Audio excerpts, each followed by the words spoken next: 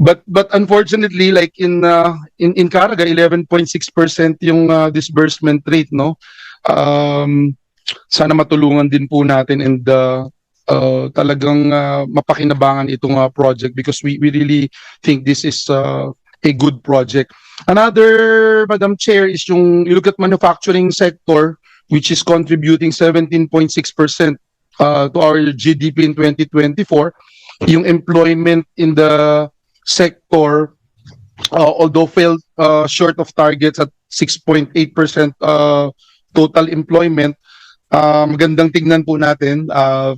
And if we can also get a report, a status report on our plan to boost yung manufacturing employment and competitiveness in 2026. I remember we passed the law, yung Trabaho para sa Bayan Act, and the DTI is also part of it.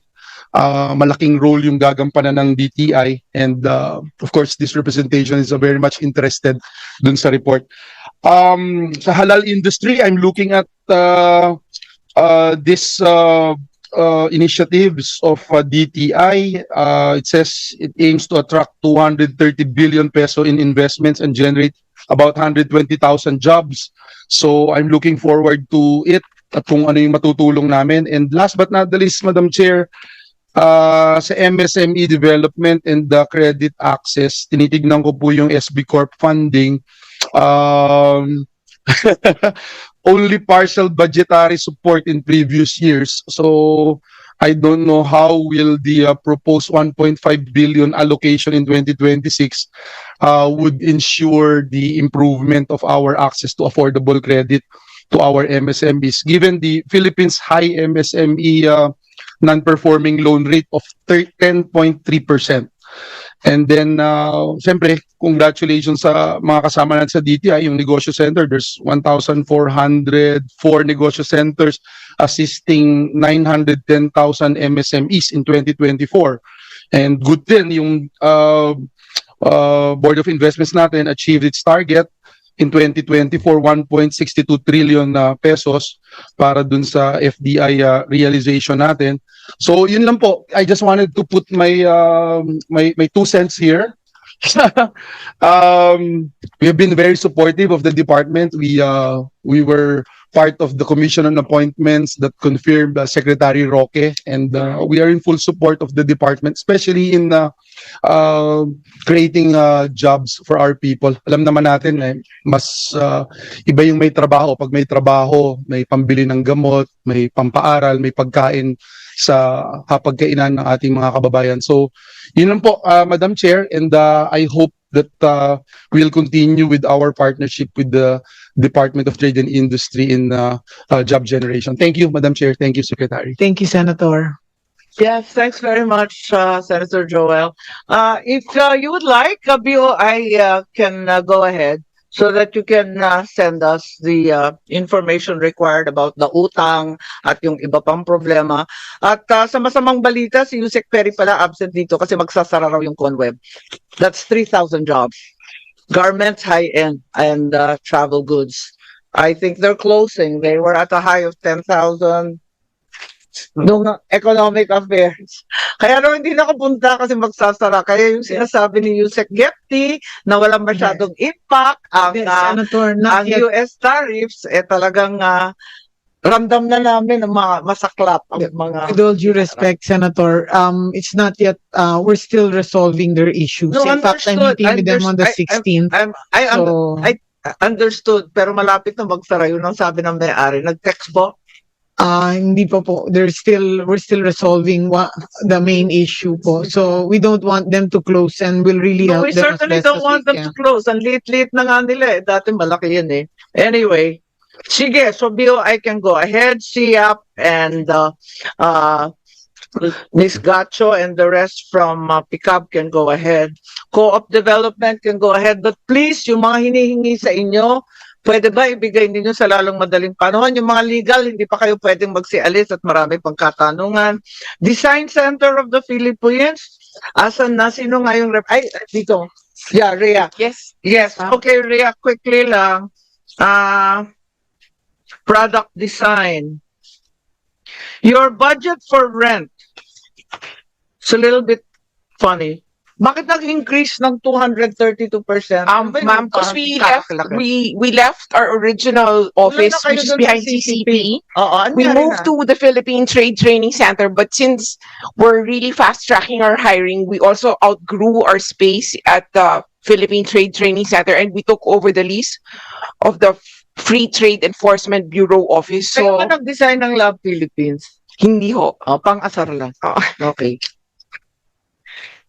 But the rent of the Free Trade Enforcement Bureau office is much bigger than our CCP as well as. So, But who's it's squatting at where? Yusek Malyari, nag-squat ka sa kanila o sila nag-squat sa inyo? Nalito ya. we You're paying them. no we're paying the private sector that owns the building. Okay, so in the meantime, are you repairing your site? We That don't my mother we built don't have any more the CCP office the So, wala CCP na took kayo doon? over the entire the complex. space. Yes. So wala na, you'll not be there na. No more. But we are hoping Why eventually Why did they kick you out of there? they're gonna build an artist center in that space. You're not considered artists. I'm And just annoying you. I'm just wondering why you've been removed from that place, which clearly belongs to the design center. But kayo nalipat. no, we were leasing the space as well From from the CCP. CCP. It used to be the old media center for the Miss Universe pageant back in 1970. 100 years ago, right? And since they finished the construction of the Black Box Theater, Right. they were already preparing for the development of the artist center, No, which but is where I find it we were. perplexing that they chucked you out of there, but at the same time didn't find you other premises. Ma'am, they didn't. They So didn't. we squatted in the the Fair Philippine Trade Training Center first. Okay. So we stayed there for about 3 years, Oh. and then we moved in January, well, late December, January to the. Can you Free tell Trade me what Enforcement your Bureau. accomplishments have been Well, in like half a second? okay. Well, I guess our biggest accomplishment is our support for the greenification of the Sorry. value chain for the greenification or sustainability.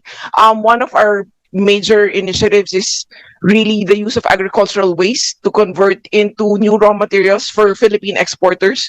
So we're now working on the conversion of the Yes, pineapple. but your mandate is design. Well, it's material so your development. primary accomplishment should really involve design. Yes. Anong na-design ninyo actually, that was adopted across the world? Ma'am, the raw materials actually the building blocks of any design. Understood, but can we go with design? Yes, we've converted our pinapel pulp into furniture, actually into textile as well, non-woven textile, to be used as upholstery for Philippine furniture, So that's agricultural waste. agricultural waste. Yes. Yeah, but Of which agricultural waste? commercial pineapple, which is primarily Alam mo, ginagawang flour na yan, I flour. don't know if that's going to be your sustainable effort is actually sustainable because it's now being used to produce flour, I think the and flour is green made from the fruit. banana skin, and so on. Yes, Being used it's being converted into food stuff. So I don't think they will be using it for paper products for a long time. I think the flour is from the fruit, but No, it's the not. pulp is from It's the from- leaves. Sorry, it's being used from skin and leaves and so on. Okay. So baka yung supply mo will not be very long term. Actually, the pineapple pulp facility is being funded. Well, it's being supported by the GIZ under the Green Climate Fund as well as the Global Green Growth Initiative. Yeah. So we're already looking at a facility in South Cotabato to set up a 20-ton facility for the pineapple pulp production, which could replace also single-use plastic. Okay. How much? What's the adaptation rate? I mean, what's the quantum of this? Well, if it gets established in South Cotabato, So wala pa. wala pa. Oo. It's actually Yeah, just be prioritized. warned in terms of priority. If it can be converted to flour and food, Yes. I think you'll lose out. Okay. Yes, So- ma'am. in terms of actual design, graphic design, industrial design, Well, is there any other effort? Yeah, Because actually, that's actually your mandate. I understand that sustainability is a worldwide effort, but having said that, we really need to go back to your name, yes. design. Yes, Paul. actually, Senator, for us, it's also how they can be income generating to the MSME. So number one is they've designed trade shows now. Yeah. We get them now to Kasi design diba, leveled up nagbibigay trade kayo ng shows. packaging, Yes, design, we're etc. opening a Fitting. packaging center po So na hindi ba dapat yung dun sisingil yung design Yes, center? Yung yes. gusto ko marinig correct. na magbabayad kahit yung MSME, pati yung malalaki, Tama po yun. magpapadesign sa kanila. Exactly. Kikita sila ng something. Actually, Kasi they've itong been doing pineapple, that na mukhang po. mahirap to. Okay. Yes, they've been doing that already. In fact, we're really opening a design But I don't see packaging any, I design don't see center any now. income accruing in your budget. Well, right, It's all NG subsidy. it's primarily now subsidy because Kaya nga, we're so providing. obviously what you're saying na magbabayad sila, hindi naman nagbabayad. Wala silang kinikita eh. Kasi I mean, what we tell them to do, the budget is in the office of the secretary, and then like the new packaging design center, Dapat so sila that the maningil, di ba? MSMEs, Sila ang nagtatrabaho eh. Di dapat sila maningil. Di dapat for the MSMEs, nagre-reflect siya at corporate Well, income. In the beginning kasi our rates were, or like asking for fees for our services was suspended primarily to help nga like the MSMEs really start getting more So you're aggressive with design. Ba yun? Right now most of our services are for free. Yes. So, But bakit hindi for kayo, micro bakit hindi pareho yung bakit iba yung explanation mo kay Secretary Roque? kasi Sabi sa niya, amin is, maniningil, sabi mo, no, I didn't say TY lahat. maniningil. Ay, No, it's free. Dapat maningil. Eh kasi paano nga sila For here, kikita? no, even our trade shows, they're all for free. We give those avenues for the MSMEs to showcase their products. And one of the services that we give is the design. Kasi ang problem natin, we don't have problems anymore with the taste of the products. Our problem is really the packaging. Pag tinapat natin yung products natin, let's say sa Korea or sa among Thailand, others. yeah, packaging is really the problem. So we give them Among to the others. design center. I mean, if we can look at the positive side po now, what we can control given the budget from the past secretary last year.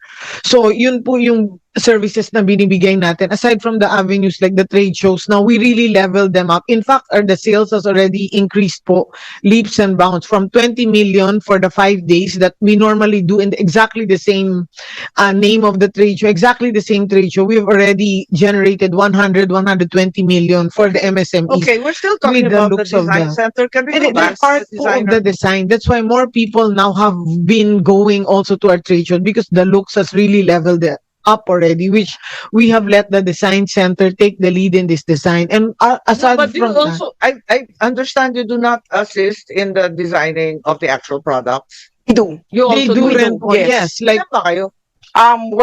We're about 100, 80 that are permanent, but Okay. Anyway, What- I think the more important thing is just to submit a report on your Yes. accomplishments so that we're able to understand. Okay? and Madam Senator, because we're an attached agency, we're not a government-owned and controlled corporation, so No, I we're not understand. being, I mean, pressured to get revenues, but to really to provide assistance, not just to MSMEs, but throughout the DTI as That well as other attitude is not helping departments. anyone. I think we are compelled to, in conscience, try to generate as much revenue as we can, given our budgetary strictures. You want more money, you try to collect more money. That's how it works. I know you're not required No. to, but it would be nice to have some. No. Ito nga, laki-laki ng gastos ninyo sa pag-uupa. Yes. Nauubos yung budget niyo sa upa eh. Okay. Noted, yes. Sorry. Chair. Yes, Chair. It's just a few items on the budget.